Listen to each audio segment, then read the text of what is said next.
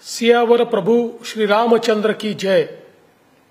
जय मरियामा, जय सेवालाल, जय रामराव बापू। पोहरा देवीच्या चरणी कोटी कोटी प्रणाम।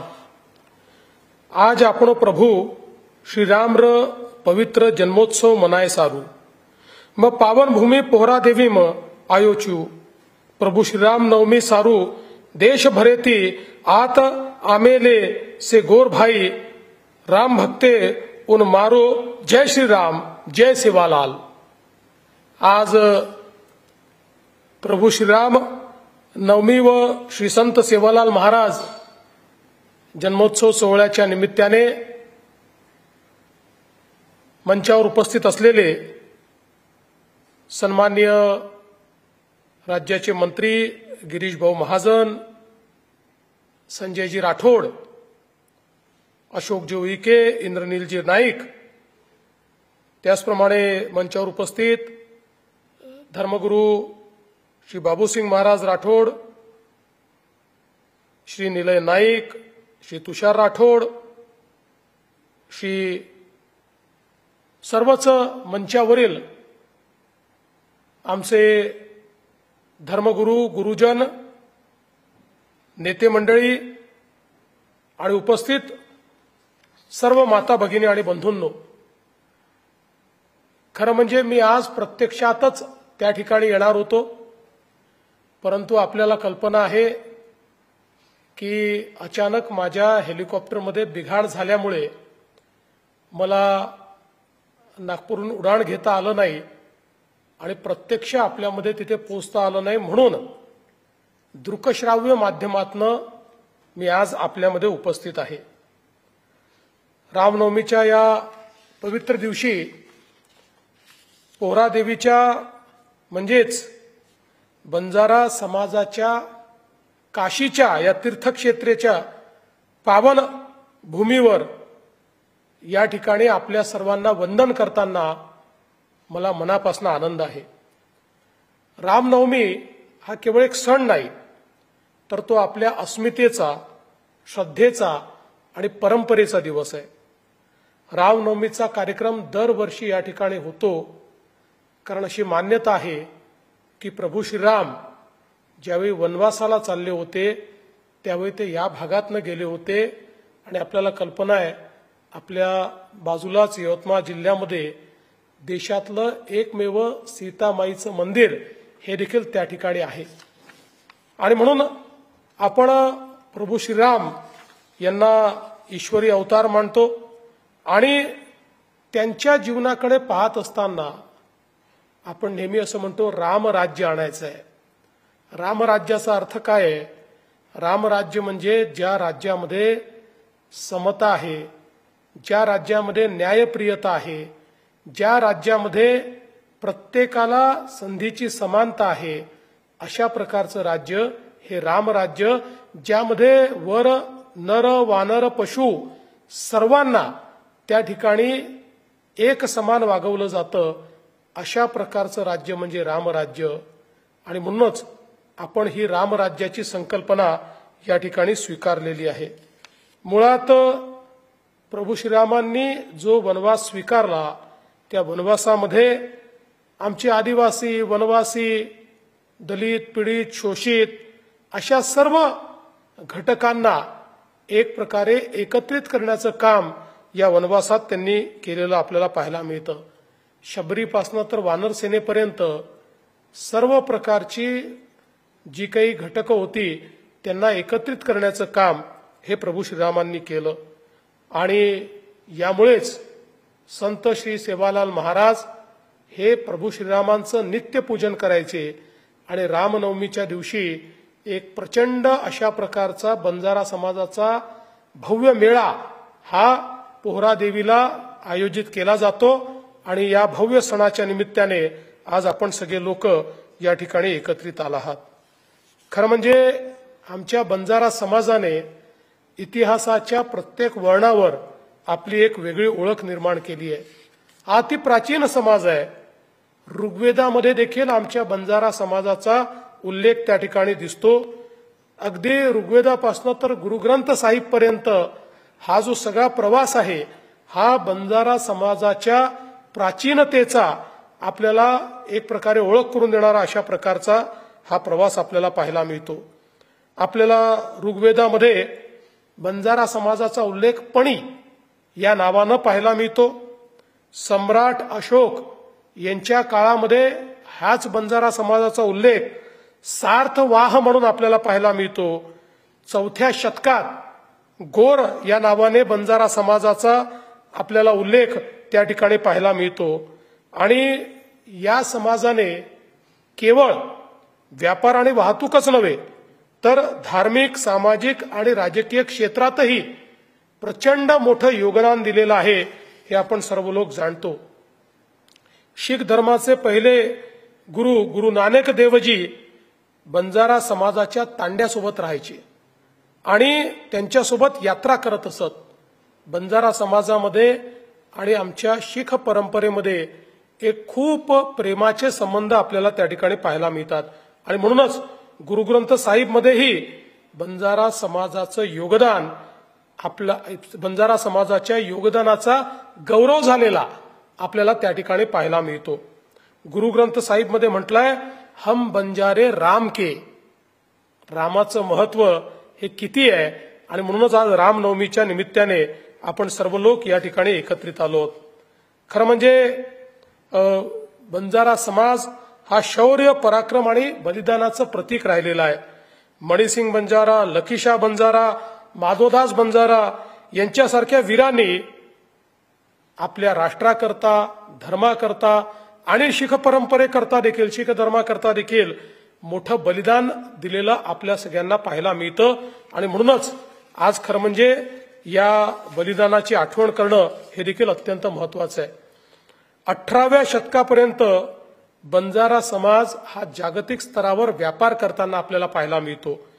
या समाजाने बांधलेल्या किल्ल्यांमध्ये एक मोठा इतिहास आपल्याला पाहायला मिळतो. किल्ले लोहगड सारखा किल्ला जो 7000 एकरावर त्या ठिकाणी पसरलेला आहे. देशातला सगळ्यात मोठा किल्ला बांधणारा आमचा बंजारा समाज आहे. तर संपूर्ण भारतामध्ये 50 पेक्षा जास्त किल्ले बांधून एक मोठी परंपरा, एक इतिहास हा आमच्या बंजारा समाजाने या ठिकाणी तयार केला. बंजारा समाजाने व्यापाराकरता जो मार्ग तयार केला त्याला इतिहासकारांनी लमाण मार्ग म्हणून नाव दिलेलं आहे. या ठिकाणी लमाण मार्गावर दर 30-40 किलोमीटर अंतरावर विहिरी, तलाव, सराय आणि किल्ले बांधलेले आपल्याला पाहायला मिळतात. याचा अर्थ काय आहे तर आपल्या बंजारा समाजाने केवळ स्वतःचा विचार केला नाही तर आपण पुढे गेल्यानंतर, तांडा पुढे गेल्यानंतरही समाजाकरता काहीतरी आपल्याला ठेवून जायचं आहे या विचाराने केलेलं हे सगळं काम आपल्याला त्या ठिकाणी पाहायला मिळतं. इतिहासाच्या पानामध्ये बंजारा समाजाच्या पराक्रमाची शर्थ आपल्याला पाहायला मिळते. पण दुर्दैवाने ब्रिटिशांच्या काळामध्ये या समाजावर अमानुष अत्याचार करण्यात आले. अतिशय वैभवशाली असलेला हा समाज, लढवय्या असलेला समाज, ब्रिटिशांनी या देशामध्ये जे लढणारे समाज होते त्या समाजांना हतोत्साहित करण्याकरता, त्यांचं शौर्य संपवण्याकरता त्यांना क्रिमिनल ट्राईब्समध्ये त्या ठिकाणी घातलं. आणि असंच आमच्या बंजारा समाजालाही गुन्हेगारी जमाती कायद्याच्या अंतर्गत क्रिमिनल ट्राईब म्हणून गुन्हेगार ठरवलं आणि अनेक वर्ष त्यांच्यावर अत्याचार हा झालेला आपण बघितला. विशेषतः ब्रिटिशांनी जो आमच्या बंजारा समाजाचा प्रमुख व्यवसाय होता, वाहतूक आणि व्यापार, त्याच्यावर मोठ्या प्रमाणात नियंत्रण मिळवून बंजारा समाजाला त्या ठिकाणी अतिशय अडचणीची परिस्थिती ही तयार केली. त्या काळच्या अर्थव्यवस्थेवर बंजारा समाजाचा एक मोठा पगडा होता. तो पगडा तुटून ती अर्थव्यवस्था आपल्या हाती आली पाहिजे याकरता बंजारा समाजाचा अमानुष छळ करण्याचं काम हे देखील या ठिकाणी खऱ्या अर्थानं आपण सगळ्यांनी बघितलं की इंग्रजांनी केलं. आणि म्हणून या समाजाला अनेक ठिकाणी लपावं लागलं. अनेक ठिकाणी आपले तांडे दूर दराज अशा भागामध्ये त्या ठिकाणी बसावे लागले. स्त्रियांना देखील खूप मोठ्या प्रमाणात त्या काळामध्ये अन्याय सहन करावा लागला. पारंपरिक व्यवसायावर बंदी पडली. परंतु अशाही परिस्थितीमध्ये आमच्या बंजारा समाजाने आपली संस्कृती, आपली भाषा, आपल्या कला, आपलं जे काही समृद्ध अशा प्रकारचं वैभव या सगळ्या गोष्टी जपून ठेवल्या आणि अतिशय विपरीत परिस्थितीमध्ये देखील या सगळ्या गोष्टी त्यांनी त्या ठिकाणी केलेल्या आपल्याला पाहायला मिळतात. स्वातंत्र्यानंतर समाजाने संपूर्ण पुनर्निर्माण हे त्या ठिकाणी केलेलं आपल्याला पाहायला मिळतं आणि ज्यांना क्रिमिनल ट्राईब्स अशा प्रकारे संबोधित करण्यात आलं होतं, स्वातंत्र्यानंतर अतिशय मोठ्या प्रमाणात राजकीय क्षेत्रामध्ये सामाजिक क्षेत्रामध्ये बंजारा समाजाच्या अनेक नेत्यांनी त्या ठिकाणी आपलं एक अत्यंत महत्वाचं स्थान हे तयार केलं आणि वसंतराव नाईक साहेब यांच्यासारख्या एका नेत्याने महाराष्ट्रामध्ये तब्बल 11 वर्ष महाराष्ट्राचं मुख्यमंत्रीपद गाजवलं. ही देखील मला असं वाटतं की समाजाकरता एक अत्यंत मोठी गोष्ट आहे. आजही आपण मंचावर बघतोय आमचे मंत्री असतील, आमदार असतील, हे बंजारा समाजाचं प्रतिनिधित्व करत असताना अतिशय चांगलं काम हे या ठिकाणी करतायत.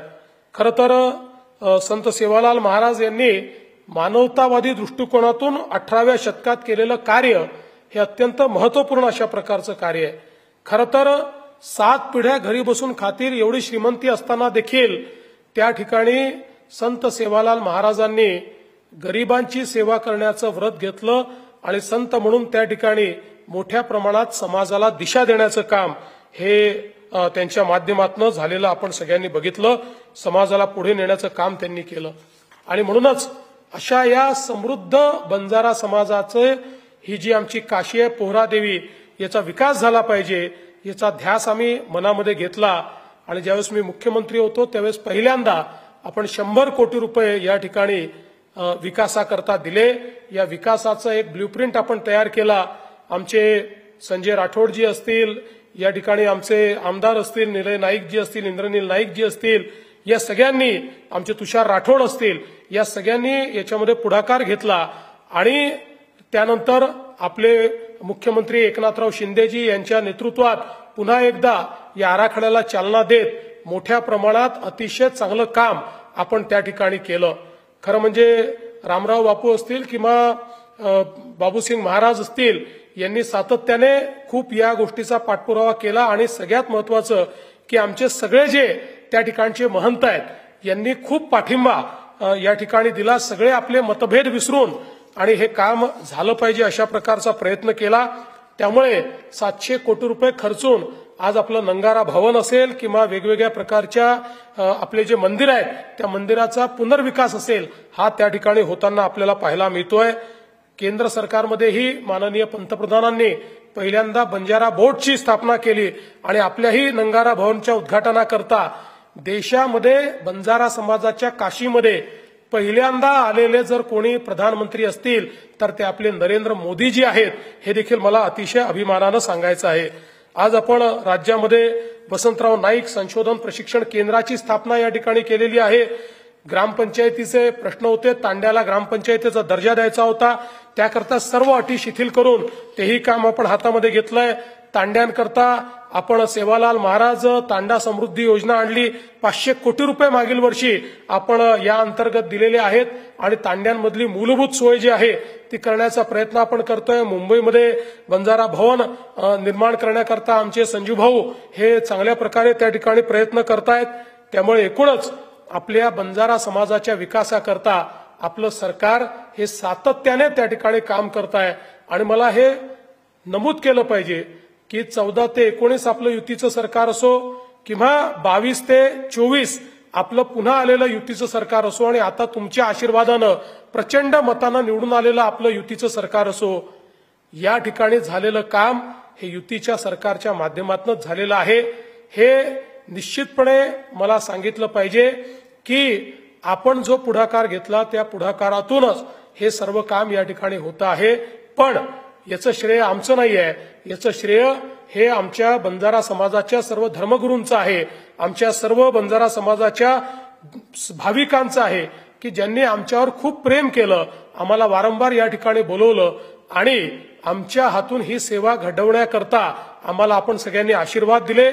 मी पुन्हा एकदा आपल्याला आश्वस्त करतो, आमचे गिरीश भाऊ महाजन या ठिकाणी आहेत, आमचे संजू भाऊ राठोड आहेत, आमचे इंद्रनील नाईक या ठिकाणी आहेत, निलय नाईक आहेत, तुषार राठोड आहेत.